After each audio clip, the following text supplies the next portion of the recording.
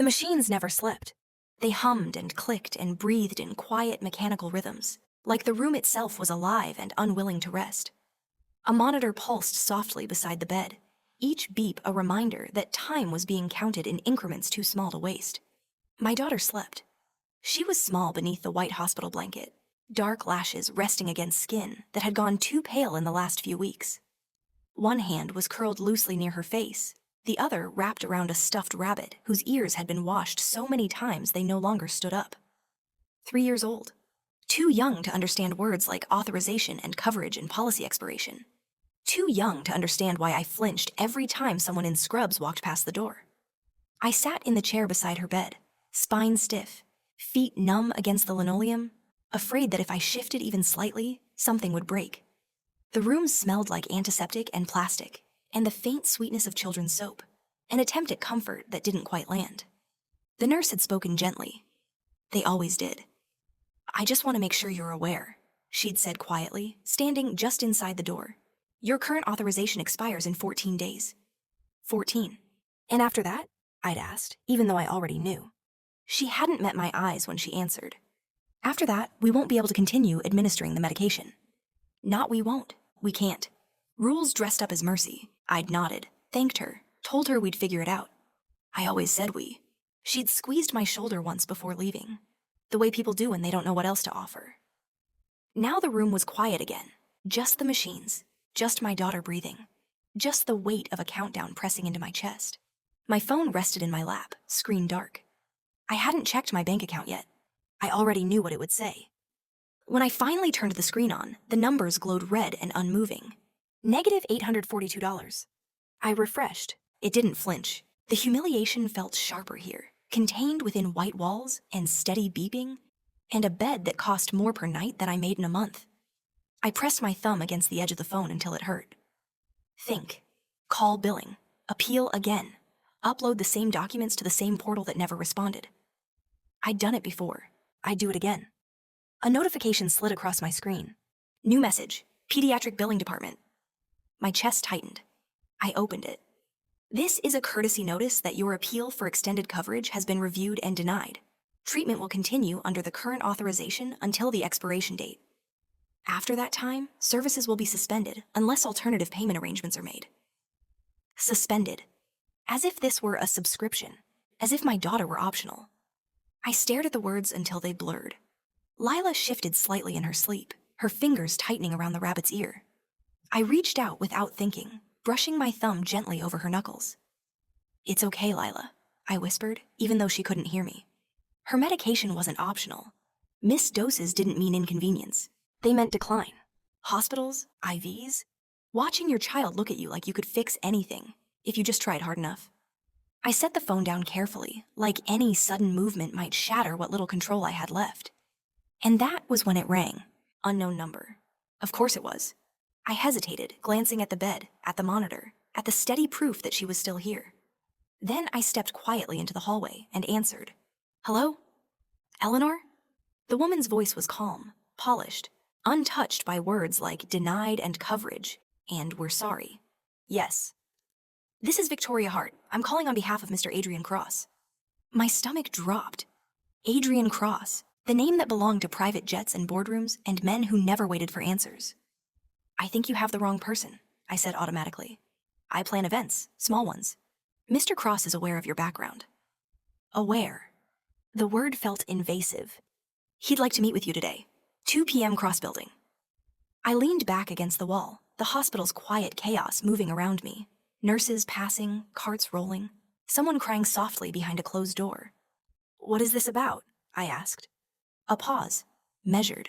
"A personal arrangement," she said. "With compensation." My grip tightened on the phone. This is not an indecent proposal," she said smoothly.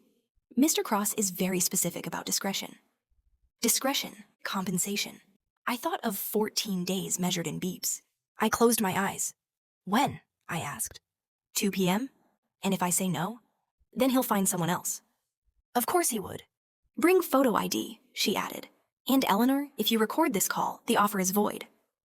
The line went dead. I stood there for a moment, phone pressed to my ear long after the call had ended. Then I went back into the room. Lila slept on, unaware of deadlines and deals and the way the world made parents choose between impossible options. I brushed her hair back gently and pressed my lips to her forehead. "I'll be right back," I whispered. "I promise." By 2 p.m., I was in Midtown, wearing my cheapest blazer and shoes that pinched like punishment. Cross Building rose above the street like gravity was optional. Inside, everything smelled expensive and untouched. The receptionist scanned me like I didn't belong. "Eleanor?" Her fingers paused. "Oh." That one word told me everything. The 47th floor was white and quiet and unforgiving. Victoria Hart met me outside a glass conference room. "Whatever you're expecting," she said quietly, "you're wrong." Inside, the city stretched beneath us like something owned. I sat. The door opened. Adrian Cross walked in. I'd seen photos. None of them prepared me for the way his eyes landed on me. Not curious, not interested, evaluating, like I was already a solved equation. He didn't offer his hand. He sat and folded his fingers. "Eleanor," he said, "thank you for coming." "Mr. Cross." He slid a folder across the table. "I'll be direct," he said. "I need a wife." The words hit harder than I expected. "Temporarily," he added, as if that softened it. I laughed once, sharp, disbelieving. "No?" That surprised him. I could tell because his gaze sharpened. $50,000, he said. The number landed heavy. I didn't touch the folder. "You'll present yourself as my wife," he continued. "You'll meet my grandfather. You'll participate in a wedding he believes is real." "And then?" I asked. "And then this ends." "So you're buying a woman." "I'm buying time," he corrected. "And silence. And you chose me because—" He waited, then said flatly, "Because you need the money." Not cruel. Worse, accurate. My phone buzzed in my purse. Jamie. "What happens if I say no?" I asked. "Nothing," Adrian said. "You walk out. Someone else takes your place." Like people were interchangeable, like consequences belonged to everyone else. "I have conditions," I said. Interest flickered. "Half up front," I said. "And rules? No touching unless required. No promises?" He studied me, then nodded. "Agreed." I should have walked out. But I thought about hospitals, about promises I'd already made. I looked at the skyline, at the folder, at my reflection in the glass, a woman running out of time. "We'll begin immediately," Adrian said. "My grandfather expects a wedding." The lights flickered once, just once. A nothing moment. But my pulse jumped anyway, because something in my gut told me, the moment I signed that contract, my life wasn't just going to change. It was going to break containment. The wedding wasn't supposed to feel real. That was the rule. Adrian made that clear the first time we sat across from each other after the contract was signed. At a long glass table in a conference room that looked like it had never been used for anything personal. "This is a presentation," he said. "Nothing more." He didn't ask if I was comfortable, didn't ask if I had questions. "We need a story," he continued, "a timeline, details my grandfather will test." "Test?" I asked. "Yes." His gaze didn't waver. He doesn't accept surface answers. I nodded, already calculating what this presentation bought me. Time had become a currency. I couldn't afford to waste it. "Then we build something that holds," I said. That earned me a look, not approval, assessment. We met his grandfather 2 days later, not in a hospital, not in a room that smelled like antiseptic, but at an estate outside the city that looked like permanence had been poured into stone. William Cross didn't look like a dying man. He looked sharp, alert, like someone who'd lived long enough to stop pretending about anything except the things that mattered. His cane rested against the chair, more accessory than necessity, I thought, watching the ease with which he stood to greet us. He studied me the moment I stepped inside. Not rudely, thoroughly. "Eleanor," he said, extending his hand. "Come here." Adrian stiffened beside me. That was the first crack. William held my hands, his grip firm, stronger than I expected. "You're smaller than I expected," he said. "I hear that a lot," I replied. His mouth curved. "Good. People underestimate small things." He turned to Adrian. "You look thinner." Adrian didn't answer. "And tired," William added, eyes narrowing slightly. "When did you last take a real day off?" "I'm fine." "You're not," William said simply, "but you will be." The certainty in his voice made something in my chest tighten. Dinner stretched longer than planned. William asked questions that didn't sound like questions. How did we meet? What did I admire about his grandson? What irritated me? I answered honestly where I could, carefully where I couldn't. Adrian watched, not interrupting, not helping, trusting me to perform. Halfway through the meal, William's phone buzzed. He glanced at it, dismissed it without reading. "Your doctor?" Adrian asked, voice tight. "Nothing urgent," William said lightly. "We can talk later." "Grandfather..." "Adrian?" William's tone was gentle, but final. "Not tonight. Tonight is about celebration." But there was something in the way he said it. Like he was the one in control of the timeline. Not the illness. Time. The word landed differently for me. 14 days ticked through my thoughts, steady and relentless, like a metronome I couldn't silence. When William finally leaned back, studying us both, I felt my chest tighten. "She sees you," he said to Adrian. Adrian's jaw set. "Then it's settled," William continued. "We'll proceed." Proceed. The word landed heavier than it should have. "How much time?" Adrian started. "Enough," William interrupted. "Enough to see this through." His gaze flicked to me, something unreadable passing through his expression. Enough to know I was right. The wedding came together quickly. Discreet, elegant, designed to convince. Adrian approved details without comment. Venue, guest list, timeline. When I asked if he wanted input on anything beyond logistics, he shook his head. "As long as it looks sincere," he said. Sincere. I swallowed. At the altar, everything slowed. The room faded. The guests blurred. When Adrian took my hands, his grip was steady. Too steady. "Smile," he murmured. I did. The officiant spoke. And then, "Kiss the bride." For a fraction of a second, Adrian hesitated. His eyes met mine. And something shifted. Not warmth, but awareness. His hand tightened at my waist as he leaned in, and for one dangerous second, I forgot what this was buying me, and what it couldn't afford to cost. His lips brushed mine. Not chaste, not distant, real. Just long enough for my breath to catch. Then he pulled back. Too fast. Too controlled. Like he'd touched something hot. The moment shattered. Applause filled the room. I glanced toward William in the front row. He wasn't clapping.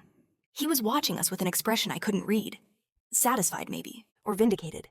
Adrian stepped away, and I understood exactly where the line was. Later, after the guests had gone and the lights dimmed, Adrian loosened his tie. "It's done," he said. Relief flooded me. "So, that's it?" I asked. "We finished the weekend and..." "Yes," he cut me off. "We'll separate quietly. The funds will clear once we return." "Once we return." "And your grandfather?" I asked. "He's satisfied," Adrian said. "That's what matters." I nodded. This was what I'd agreed to, and it had already taken more from me than I planned. I went to bed that night believing the hardest part was over. It wasn't. The morning after the wedding felt strangely quiet, like the world had decided not to comment. I woke up alone. That helped. No confusion, no awkwardness, no pretending longer than necessary. The room was immaculate. Hotel white sheets, heavy curtains, silence thick enough to press against my ears. I sat on the edge of the bed and reminded myself of the facts. The performance was over. The money was coming. Lila's treatment wouldn't stop. I'd bought time. That was the word I kept coming back to. Time. Adrian was already gone when I dressed. No note, no message. That tracked. By the time I found him, he was in a sitting room down the hall, jacket on, phone in hand, already reassembled into the version of himself that didn't require witnesses. "We're finished here," he said the moment he saw me. "My driver will take you home." "No good morning, no thank you, just clean separation?" I nodded. "And the transfer?" "In process," he said. "You'll receive confirmation once we're cleared to leave." Cleared, like I was cargo. I picked up my bag. "Then this is goodbye." "Yes." He didn't look at me when he said it. That hurt more than I expected. We were almost to the door when the housekeeper appeared. "Mr. Cross," she said gently, "your grandfather requests you both join him in the sunroom." Adrian's jaw tightened. I told him I'd be leaving. "He insists," she replied. "And he's already waiting." That changed things. We followed her in silence. William Cross sat by the window, a blanket draped across his legs, sunlight spilling over the floor like it had nowhere better to be. He looked smaller than he had yesterday, frailer. But his eyes were sharp, and when he stood to greet us, no hesitation, no struggle, just smooth, practiced movement, I noticed the blanket had been purely decorative. "There you are," he said warmly. "My newlyweds." My stomach dipped. Adrian stiffened beside me. "Grandfather..." Nonsense, William said, waving him off. Sit. We did. William studied us for a long moment, the way people do when they're not just looking, but measuring. You did well, he said finally. Both of you. I glanced at Adrian. He said nothing. I watched you yesterday, William continued. I've watched a great many people pretend in my life. You weren't pretending. My pulse picked up. That kiss, William added casually, that wasn't rehearsed. Adrian's hand tightened on the armrest. That was for the guests, he said evenly. William smiled. Of course it was. Then he reached for the envelope on the table. I've arranged something for you, he said. A gift. Adrian straightened. That won't be necessary. It's already done. William slid the envelope toward us. I didn't touch it, neither did Adrian. A honeymoon, William said. St. Bart S. The word landed wrong. Too bright, too far.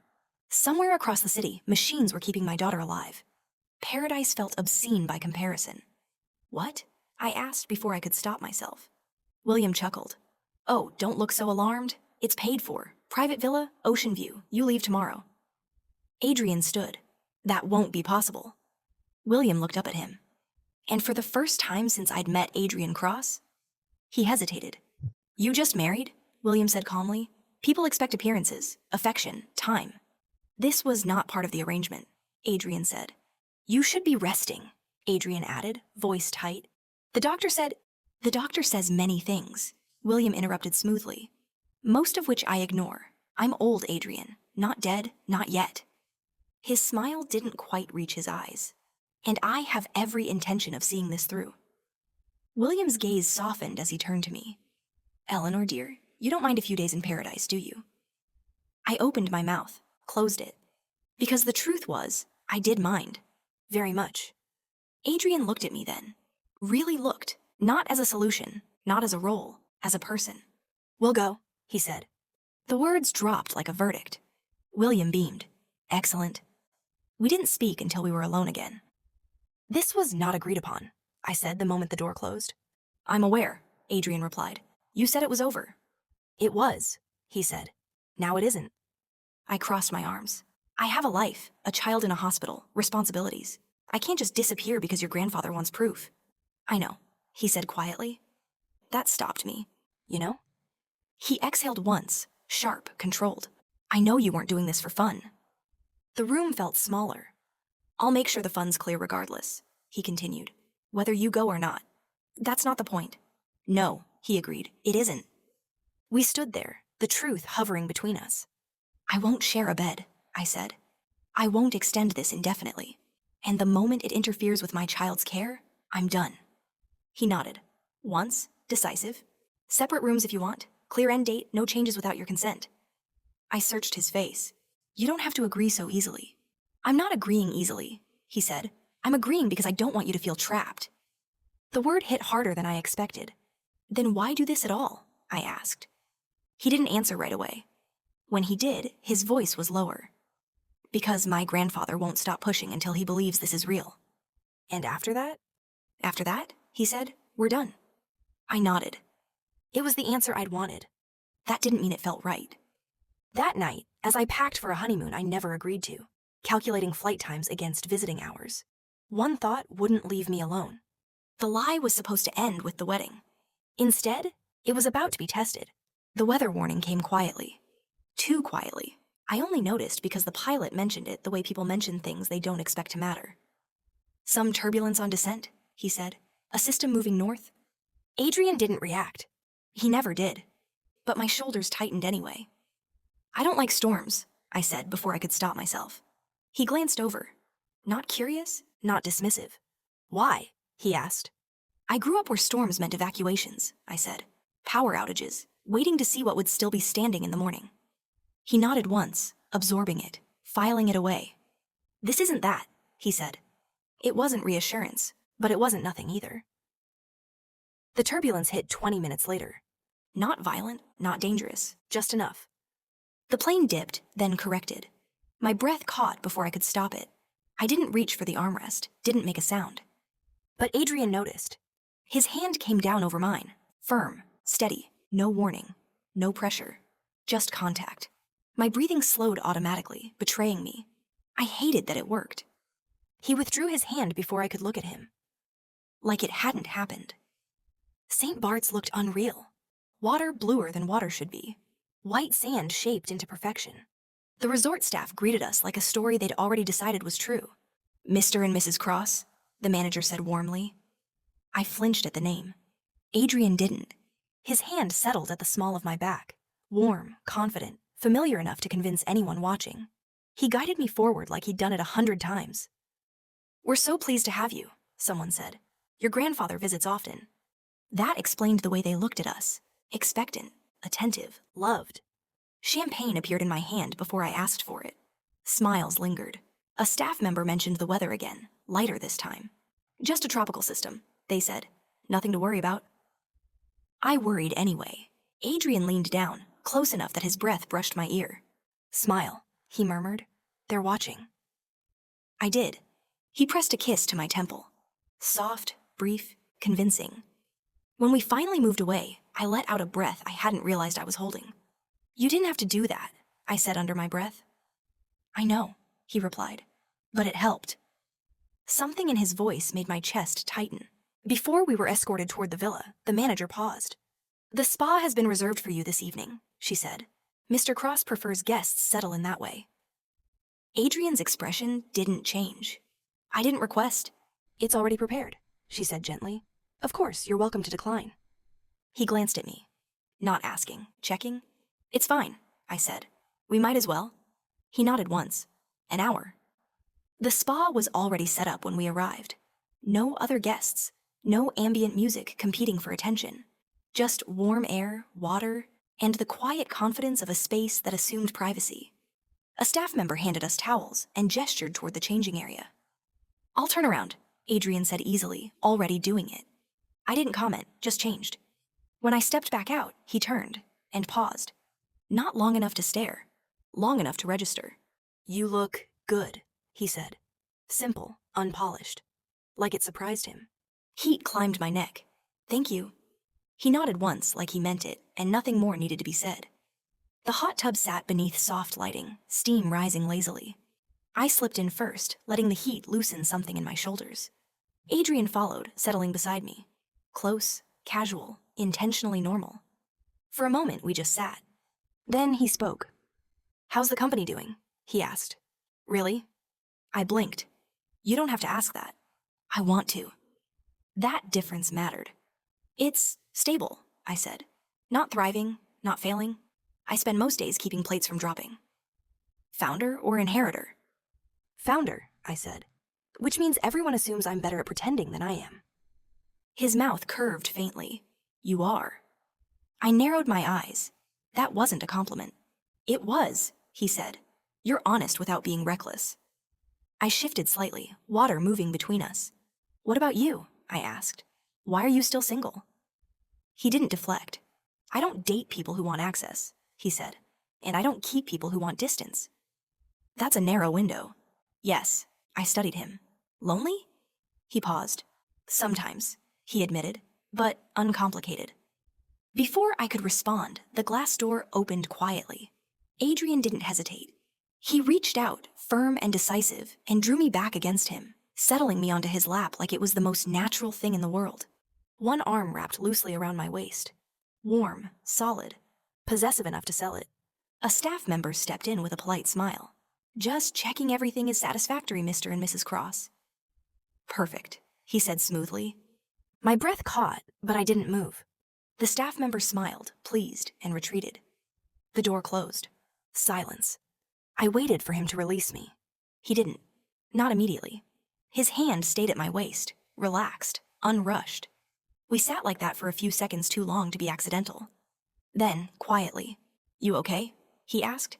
"Yes," I said, surprised to realize it was true. Another beat. Then he shifted, letting me slide back to my own space without comment. No apology, no explanation, just an understanding that something had passed between us and didn't need to be named. We stayed in the water a while longer, talking, laughing once, letting the space between us feel smaller without closing it completely. And when we finally left the spa, it wasn't attraction that lingered. It was familiarity, the kind that made pretending feel dangerously close to practice. The villa was breathtaking. Oceanfront, private terrace. Soft music playing like it understood expectations. Rose petals scattered across the floor. One bed. Adrian stopped short. "I didn't request this," he said. "I know." Silence stretched. "You'll take the bed," he said finally. "I'll sleep on the sofa." I hesitated. "We're supposed to look married." He met my gaze, steady and unyielding. "We are not sharing a bed," he said evenly. That was final, and strangely, it mattered. The wind picked up after sunset. Not loud, just persistent. Palm trees bending slightly. Curtains lifting in a breath that didn't belong to us. I stood on the balcony, arms wrapped around myself, watching the horizon darken. "This was a mistake," I said. Adrian joined me, keeping a careful distance. "No," he said. "This was inevitable. That's not comforting. I'm not trying to comfort you." He paused, then quieter. "But you're not alone." I turned to look at him. He was already watching the water, jaw tight, eyes thoughtful. Not cold, not distant, just there. The storm hadn't arrived yet, but it was close. And for the first time since this arrangement began, I realized something unsettling. The danger wasn't the weather. It was how easy it was starting to feel to stand beside him. Morning came quietly. Too quietly, considering what waited outside the windows. I woke to the sound of the ocean. Muted, heavier than the night before. The curtains stirred with a breeze that hadn't existed yesterday, lifting and falling like the room was breathing. For one disoriented second, I expected to feel someone beside me. I didn't. The other side of the bed was untouched. I sat up, heart doing something stupid, and then remembered. Adrian had taken the couch. I found him there, fully dressed except for his jacket, one arm draped over his eyes. Like sleep had caught him by force rather than permission. For the first time since I'd met him, his face wasn't arranged. No sharp lines of control, no tension in his jaw. Just a man who looked human. I stood there longer than necessary. Not watching him sleep, just staying. Like if I moved too soon, the moment would close. The realization settled softly and stayed longer than it should have. I moved quietly into the kitchenette. The coffee machine looked expensive enough to require a training session, but I figured it out anyway. Because that's what I do. When I turned back, he was sitting up, already alert, eyes following me. "You didn't have to do that," he said. "I know," I replied. "I wanted to." He took the mug after a brief pause, fingers brushing mine. "Thank you," he said, quieter than usual. He didn't move away right after. "You're good in the mornings," he said. "I don't mean cheerful, I mean steady." It shouldn't have meant anything. It did. The moment we stepped out of the villa, he changed. His hand found the small of my back, light, possessive, unmistakably intimate. "From here on," he murmured, close to my ear, "we're newlyweds." I stiffened slightly.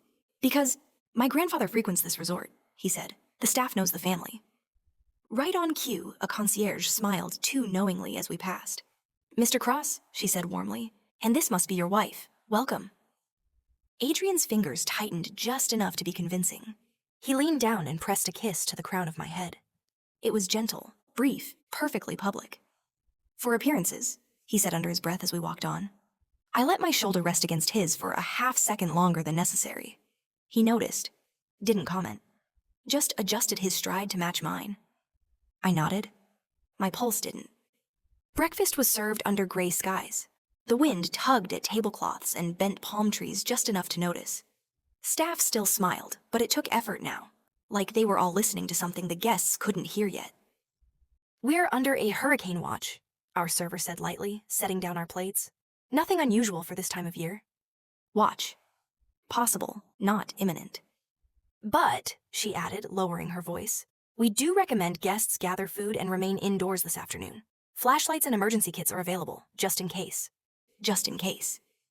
Adrian nodded once, calm, controlled. "And flights?" he asked. She hesitated. "All outbound flights have been canceled," she said. "Temporarily." Temporarily didn't help. Adrian checked his phone. No signal. My chest tightened. No, I said under my breath, already tapping the screen again like repetition might change reality. "My daughter?" The word came out wrong, too exposed. Adrian's head snapped up. He crossed the space between us without hesitation, lowering his voice. "Hey, look at me." I did. "I'll figure something out," he said. Not soothing, certain. "I'll get you back to her." I didn't know how he could promise that, but I believed him anyway. And that scared me more than the storm. The wind surged suddenly, rattling the windows like punctuation. By the time we returned to the villa, the sky had darkened into something unsettled, not threatening. Yet, Adrian moved with quiet efficiency, securing supplies, setting water aside, checking doors and windows like preparation itself might keep the storm contained. He handed me a flashlight without looking. I took it. We moved around each other easily, like we'd done this before. Then we stay put, he said. I nodded, but the feeling in my chest didn't ease. The island hadn't locked us in yet, but it was getting ready to. The storm didn't arrive all at once. It crept. The wind came first, low and searching, sliding along the villa like fingers testing locked doors. The rain followed in uneven bursts, tapping at the windows and then pulling back, as if deciding how hard to hit. I lay awake in the bed Adrian had insisted I take, staring at the ceiling while the pressure in the air shifted around the room. Sleep never came. Every sound felt amplified. Every pause too quiet. Eventually, I pushed the covers aside and padded into the living area. Adrian was already awake. Of course he was. He sat on the couch, jacket folded beside him, sleeves rolled to his forearms, posture composed in a way that suggested readiness rather than rest. One arm rested along the back cushion, fingers loose, eyes tracking the windows like he was listening for something beneath the storm. He looked up when he sensed me. "Hey," he said softly. Not sharp, not guarded. Just there. "Do you think this place will hold?" I asked. He didn't answer immediately. Instead, he glanced toward the ceiling, the windows, the door. A slow, methodical scan, like he was checking facts before offering reassurance. "Yes," he said finally. "It's reinforced, elevated, built for storms stronger than this." That steadied something in me. I moved closer, stopping a careful distance from the couch. "The waiting part is worse," I said, not knowing when it's safe to exhale again. He nodded once. "This part I can predict," he said. "Wind speed, surge patterns, infrastructure failure points." "And the other part?" He was quiet for a beat. "What people feel while they wait," he said. "That doesn't follow models." I nodded. "That's the part I don't like either." He was quiet for another moment. "Your daughter," he said. Not probing, careful. "How old is she?" 3, I answered. Too young to understand why waiting hurts. His jaw tightened almost imperceptibly. "What is she like?" he asked. The question caught me off guard. "Music," I said after a beat. "The kind with a beat she can stomp to. She thinks it makes her brave." Adrian nodded slowly, like he was filing that away with everything else. "She sounds resilient," he said. "She is," I replied. "I'm the one who struggles with the waiting." The rain intensified suddenly, hammering sideways into the glass. The sound filled the villa, loud enough to feel in my chest. Adrian shifted on the couch. "Sit," he said. Not a command, just an option. I sat on the far end, leaving space between us. The lights flickered once, then again, then went out completely. Darkness swallowed the room. For a half second, panic flared in my chest. Adrian was already moving. He crossed the room, opened the supply kit, and clicked on a flashlight. Soft white light filled the space, steady and controlled. When he sat again, it was closer than before. Still not touching, but close enough that I could feel his warmth. Outside, thunder rolled long and heavy, vibrating through the floor. "I didn't expect you to say yes," he said after a while. "To the arrangement?" "Yes." "Why?" I asked. "Because you didn't pretend," he said. "You didn't try to charm me or convince yourself this was something else." And that mattered? It still does. Another gust slammed into the villa, rattling the shutters hard enough to make the glass shudder. I sucked in a breath. Without looking at me, Adrian shifted, his arms stretching along the back of the couch, not touching, but there now. A quiet barrier between me and the dark. "I don't mind staying awake tonight," he said, "if it helps." It did. More than I wanted to admit. I hesitated, then shifted closer, just enough that my shoulder brushed his arm. "You don't have to keep pretending," I said quietly. "Not in here." He didn't move away. Instead, his arm, already stretched along the back of the couch, curved inward, drawing me closer until my side fit against his chest, like it had always known the shape. "I'm not pretending," he said. The words were calm, certain. I stilled. "Adrian, this part," he continued, voice low, steady against the storm, "isn't for them." His hand settled at my upper arm, warm and anchoring. Not possessive, not rushed. Present. Outside, thunder cracked hard enough to rattle the walls. Without thinking, I leaned into him. He adjusted instantly, shifting so I was tucked more securely against him. One arm solid around my back, the other braced along the couch, like he was holding both me and the room together. We stayed like that. No rush, no explanation, just breathing in sync while the storm howled around us. After a moment, he spoke again. So quietly, I almost missed it. "I don't bring people this close," he said. "Not because I don't want to." I tilted my head slightly, my cheek brushing his shoulder. "But because when I do," he finished, "it matters." My chest tightened. I didn't answer. I didn't need to. I stayed. The storm pressed harder, wind screaming now, rain relentless. The island felt smaller, tighter. Then a sound cut through it all. Low at first, then rising. A siren. It echoed across the resort, long and hollow, carried on the wind. My breath caught. "What is that?" I asked. Adrian was already standing. "Hurricane warning system," he said. Calm, focused. But alert now. That means the track shifted. Another siren joined it. Then another. Outside, emergency beacons flickered on across the hillside, red and white lights slicing through the rain as the resort moved from prepared to locked down. Adrian turned back to me. "Stay here," he said. "I'm securing the shutters. And if..." He stopped in front of me, close enough that I had to tilt my head to look up at him. "If anything changes," he said quietly, "I won't be anywhere you can't see me." Then he turned toward the windows as the sirens wailed on. The island wasn't just bracing anymore. It was sealing itself shut. And whatever this thing between us was, it was about to be tested. The phone in the villa chimed once. Then again. Adrian crossed the room before I could move, lifting the receiver and listening without interruption. His face didn't change, but something in his posture sharpened. When he hung up, he didn't look at me right away. "The storm's accelerating," he said. "They're moving the timeline up." "How long?" I asked. 2 hours, maybe less. That tightened my chest. "There's flooding in the lower villas," he continued. "They're diverting guests uphill. Staff says it's under control." Under control meant not yet broken. Adrian turned toward the kitchenette, opening cabinets, checking supplies with quiet efficiency. "We're low," he said. "Food, batteries. The emergency kits they gave us were meant for a delay, not isolation." "So we ration," I said. "We restock," he corrected, "before movement is restricted." He grabbed his jacket. "I'll be back fast." "I'm coming with you." He stopped. "No," he said calmly. "You're safer here." "With you," I said quietly. "I'm safer with you." "I don't want to be here alone."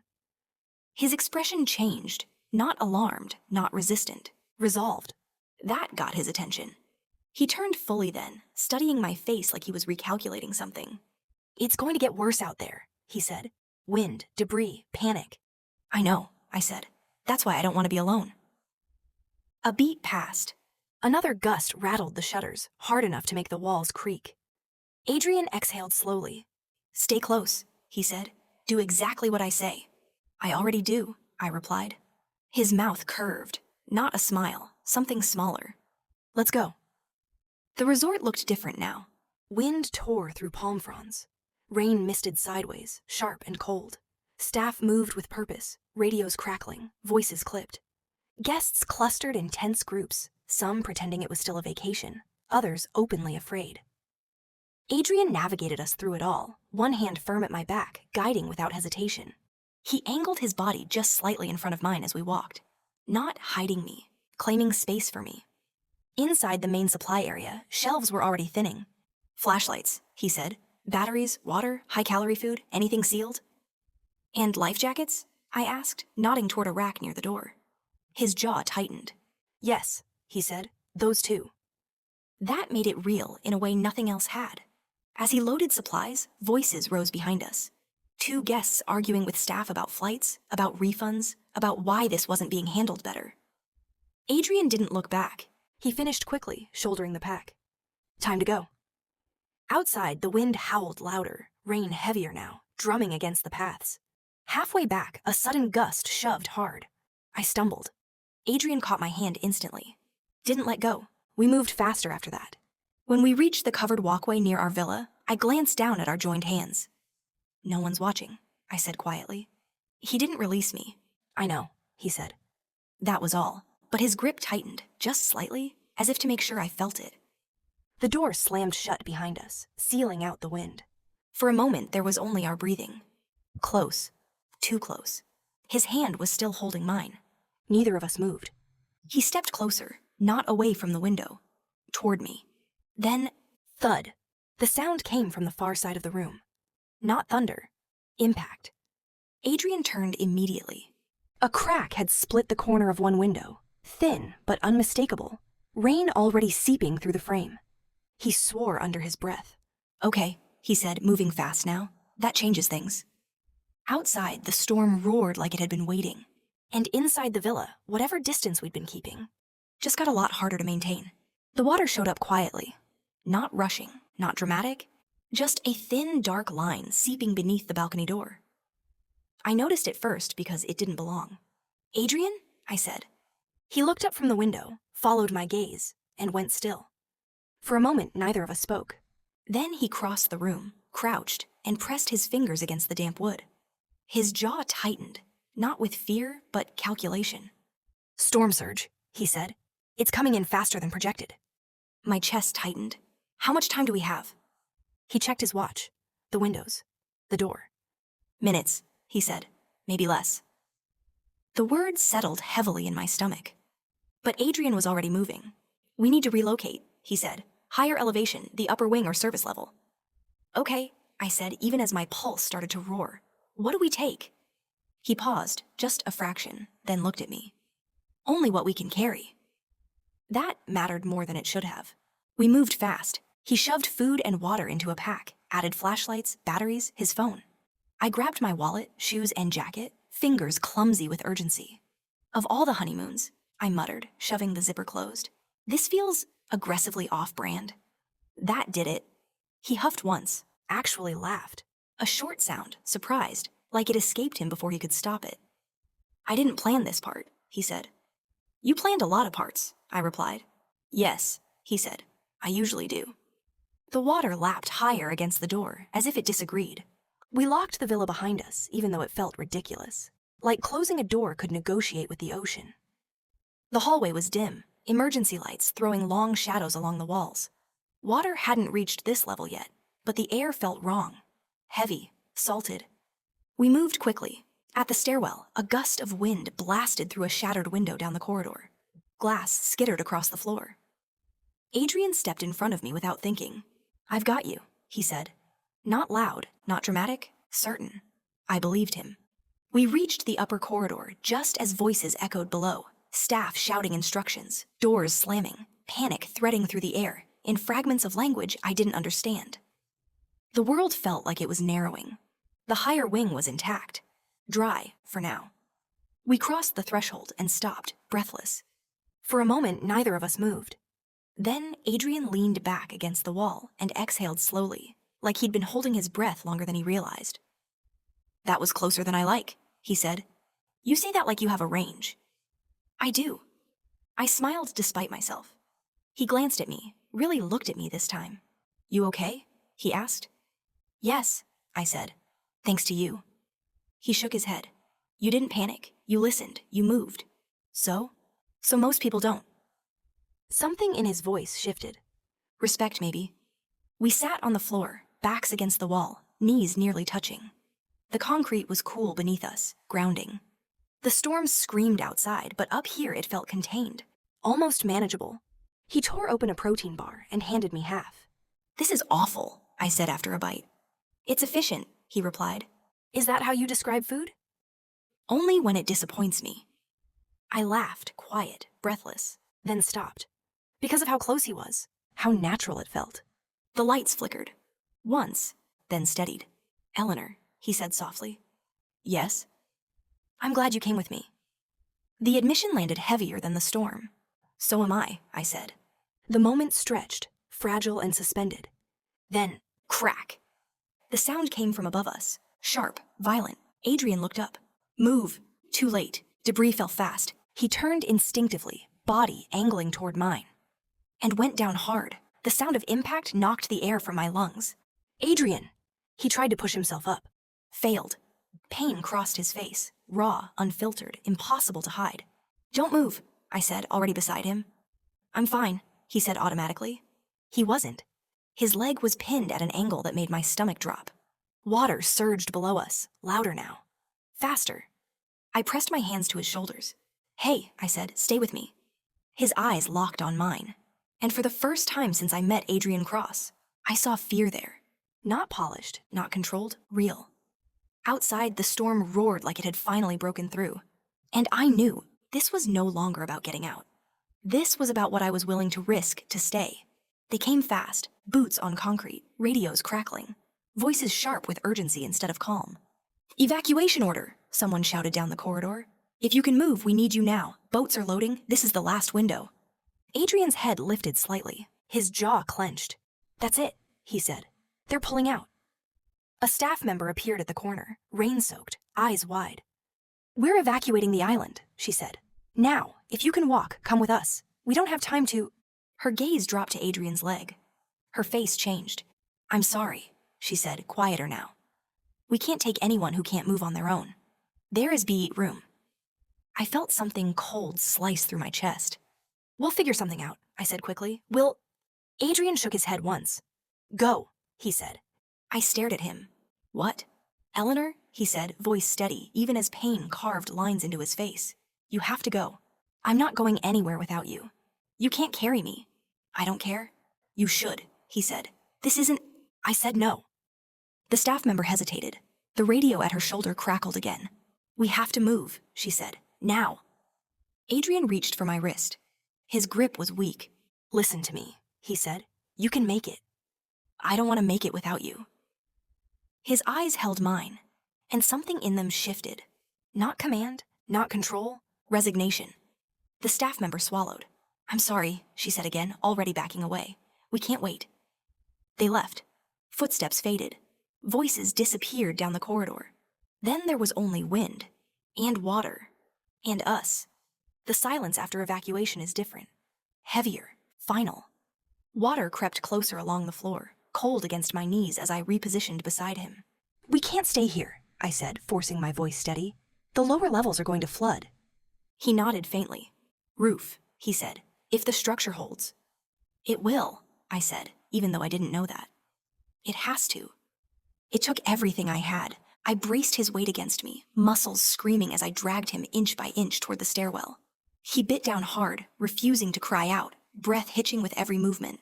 "You're doing great," I told him. "Just stay with me." "I am," he murmured. "I'm still here." But he wasn't always. By the time we reached the roof access, his skin was clammy, his breathing uneven. Blood darkened his sleeve where debris had cut him earlier, more than I'd realized. The rain hit us full force when we emerged. Wind tore at my hair, soaked my clothes, stole the air from my lungs. The roof was slick, exposed, endless. I lowered him carefully against a raised structure, shielding him with my body as best I could. He blinked slowly, too slowly. "Hey," I said, cupping his face. "Stay with me, look at me." His eyes focused, then drifted. "Eleanor," he said. "Yes." "If something happens?" "No," I said immediately. "You're not doing this." "You need to listen," he insisted weakly. "Please." I pressed my forehead to his. "I'm listening," I whispered. "But you're not going anywhere." His breath stuttered. "Don't tell anyone," he said, "about the arrangement." I shook my head. "Stop." "Say it was real," he continued. "Say you loved me. Say I loved you." Tears blurred my vision. "You do love me," I said, "and you're going to tell people yourself." "Take the money," he said, words slurring now. "Take everything. Take care of Lila. Live." "I don't want your money," I said, voice breaking. "I want you." "I want Lila to know you," I said. "I want a life where you're there." His eyes searched mine through the rain. "Then you're the first person who ever has," he whispered. His eyes fluttered. "Promise me," he whispered. I grabbed his face, forcing him to look at me. "No," I said fiercely. "I won't promise that. I'm staying. Do you hear me? I'm not leaving. Not now. Not ever." The wind screamed around us. The rain blurred the world into gray. His eyes closed. "No," I whispered. No, Adrian, stay with me, please." My chest felt hollow, cracked. I didn't know how much longer I could keep him conscious. I didn't know how much longer I could hold on. And then, A light cut through the rain. White, blinding, real. An engine, voices. I sucked in a sharp breath. There, I whispered, laughing and crying at the same time. Look, Adrian, look. The light swept across the rooftop again. Closer. I clutched him tighter, heart pounding. We're not done, I told him. You hear me? We're not done. The storm raged on, but for the first time since it began. Hope broke through the dark. The boat came in low and fast. Light sliced through the rain first, white and blinding. Then sound. Engines cutting against the wind like something alive. Voices followed, sharp and practiced, the kind that didn't panic because they'd done this before. Over here! Hands reached for us through the downpour, gloved and steady. Someone shouted directions. Another voice counted steps. The roof felt suddenly too small, too fragile beneath our feet. I didn't let go of Adrian. Not when they strapped him down, not when they lifted him. Not when the rain soaked through my clothes and plastered my hair to my face. Not when the edge of the roof vanished beneath us and the world tilted. I'm here, I kept saying, close to his ear, my mouth near his temple so he could hear me over the wind. I've got you. I'm right here. He was barely conscious now, breath shallow, lashes dark against skin gone too pale. His fingers twitched weakly around mine like they were holding on by memory alone. The storm swallowed us again. Noise, motion, commands shouted into radios. The burn of rain against my eyes. And then, slowly, impossibly, the chaos thinned. The wind fell back. The roar faded into distance. The storm let go. The medical camp was bright and utilitarian, light spilling from temporary fixtures strung along metal frames. Rows of cots lined the space, separated by thin curtains that did nothing to stop the smell of antiseptic and wet fabric. Generators hummed steadily, grounding everything. They worked on Adrian immediately, hands everywhere, IV, pressure, bandages. Someone asked his name, someone else asked mine. I answered without really hearing myself, my attention locked on the rise and fall of his chest. Another person tried to guide me back. Ma'am? No, I said, sharper than I intended. I'm staying. Something in my voice must have settled it. No one argued. I took the chair beside his cot and held his hand, thumb brushing over his knuckles again and again, needing the reassurance of solid bone beneath skin. Needing proof. Minutes stretched, then hours. The storm weakened outside, its fury draining away until it became nothing more than rain tapping on canvas. The noise softened. The world exhaled. At some point, exhaustion pulled me under, my head tipping forward. But even in sleep, my grip never loosened. I woke to quiet.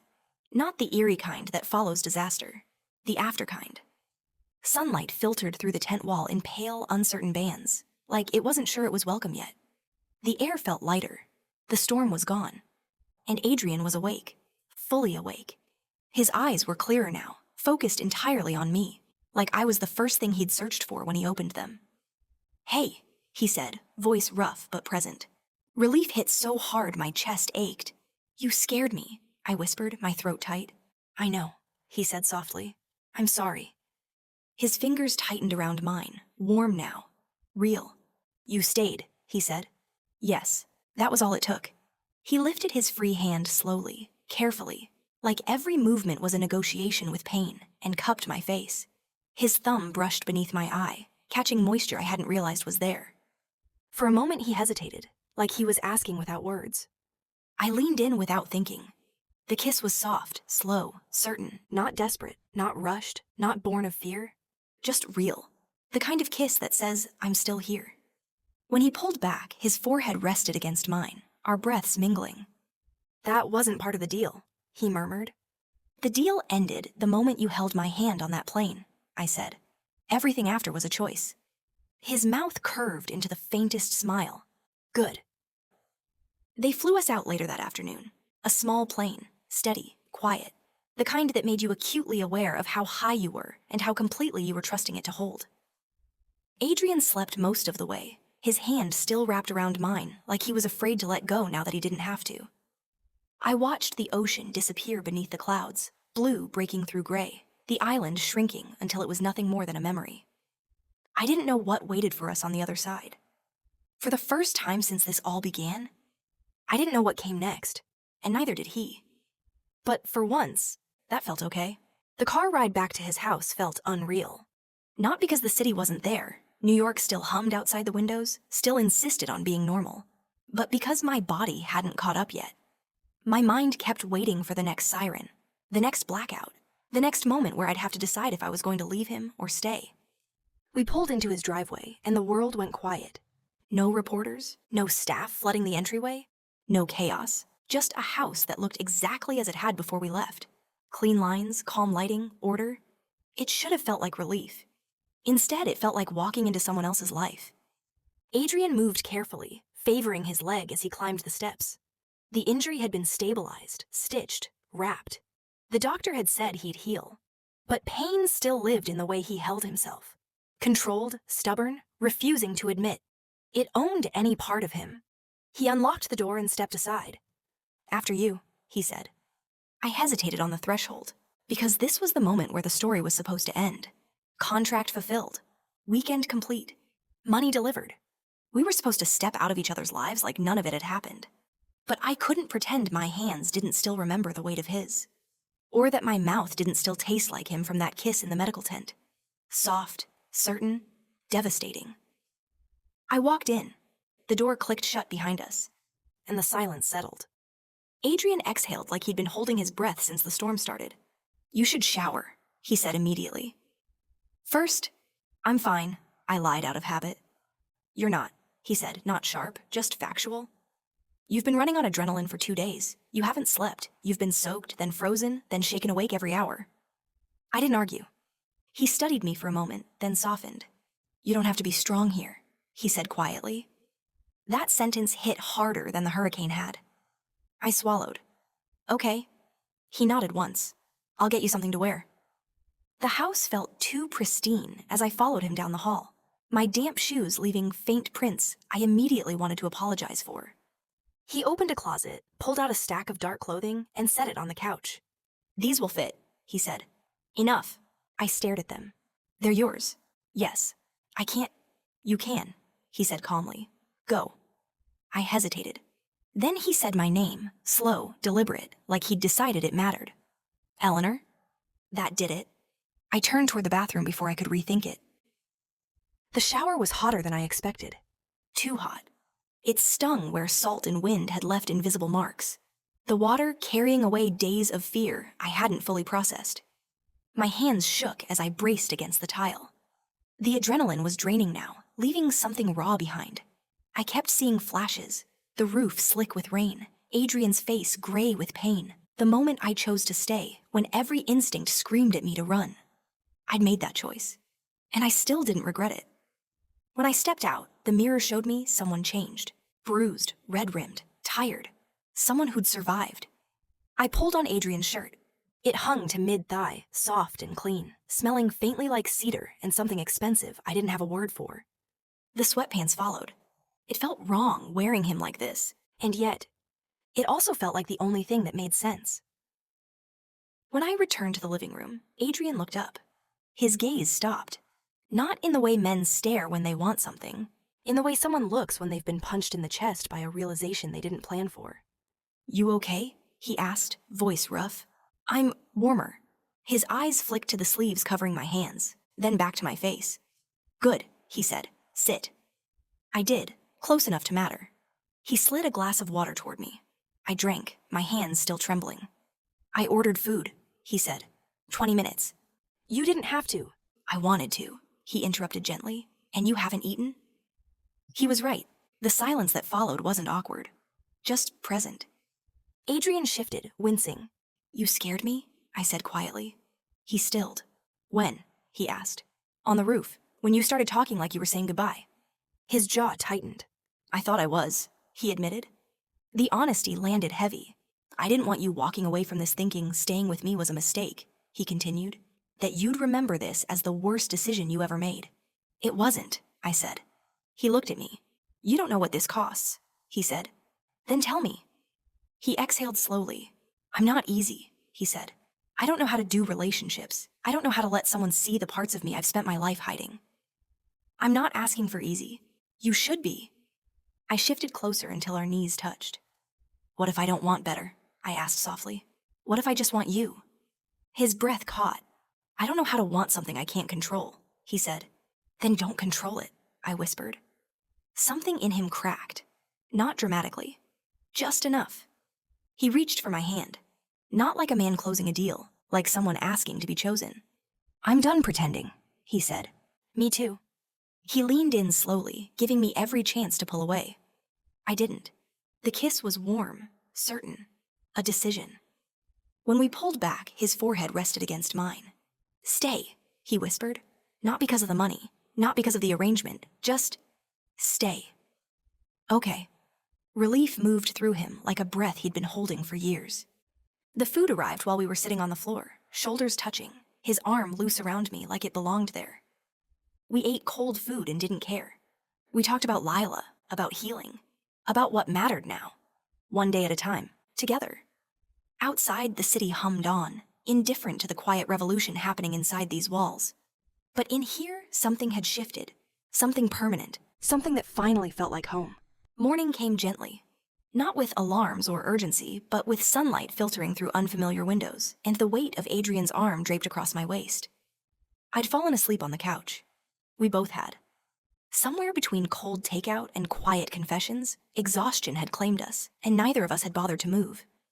I shifted carefully, not wanting to wake him. He stirred anyway. Hey, he murmured, voice rough with sleep. Hey yourself. His eyes opened slowly, sharpening as memory returned. What had happened, what we'd chosen? You stayed, he said. I smiled. You asked me to. I did. He pulled me closer, ignoring the protest from his injured leg. And I'm asking again? Greedy. Absolutely. I laughed softly, surprised by how easy it felt. We stayed there a few more minutes, neither of us in a hurry to rejoin the world. Then his phone buzzed. Once, twice, 3 times. Adrian groaned. Ignore it. I wish. He checked the screen, his expression shifting. My grandfather, he said. He's back. Wants to see us. My stomach dipped. Now? Within the hour. We made ourselves presentable, or tried to. I borrowed another sweater from Adrian, soft, oversized. He changed into fresh clothes, moving stiffly, but refusing help. You don't have to come, he said. I know, I replied, but I want to. He studied me, then nodded. Together. Together. William Cross waited in the sitting room, calm, composed, cane at his side, tea steaming beside him. He smiled when he saw us.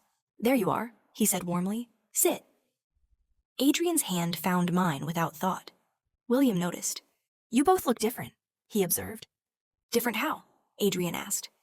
Lighter, William said, though I suspect the storm had something to do with that. The resort called, Adrian said. They did, William replied. Explained the evacuation, the injury, the fact that you stayed behind. He looked at me. That must have been terrifying. It was, I said. And yet you didn't leave. No. William nodded, as if confirming something. Was the honeymoon what you expected? He asked Adrian. No, Adrian said. Because of the storm? Because it was never supposed to be real. William's expression remained neutral. And now? Adrian glanced at me, checking, choosing. Now it is. William smiled, satisfied. You knew, Adrian said slowly. I knew, William replied calmly, that my grandson was brilliant, successful, and profoundly lonely. Adrian stiffened. And that you were surrounding yourself with things you could control, William continued, because you were afraid of wanting something you couldn't. You manipulated us, Adrian said. I created an opportunity, William corrected. What you did with it was your choice. The prognosis, Adrian said quietly. You let me believe you were dying. I said I wanted to see you settled, William replied. I didn't specify when. Adrian went pale. You're not terminal? William shook his head. No, old, yes, dying eventually, like all of us. The silence was heavy. Would you undo it? William asked, knowing what you know now. Adrian looked at me. No, he said. William nodded. Then we're done. He turned toward the door. You spent years building walls, Adrian, he said. I simply provided a storm strong enough to tear them down. He paused. Eleanor, welcome to the family, officially. Then he left. The silence afterward was thick. He's not dying, Adrian said hollowly. Not immediately. He lied to me. Yes, I said, he did. Adrian dragged a hand through his hair, and somehow I still chose me, I finished gently. He looked at me. You're not angry? I'm processing, I said, but I don't regret staying, and I don't regret you. He exhaled, tension loosening just a fraction. I love you, I said then. Simply. His eyes closed briefly. Say it again. I love you, Adrian Cross.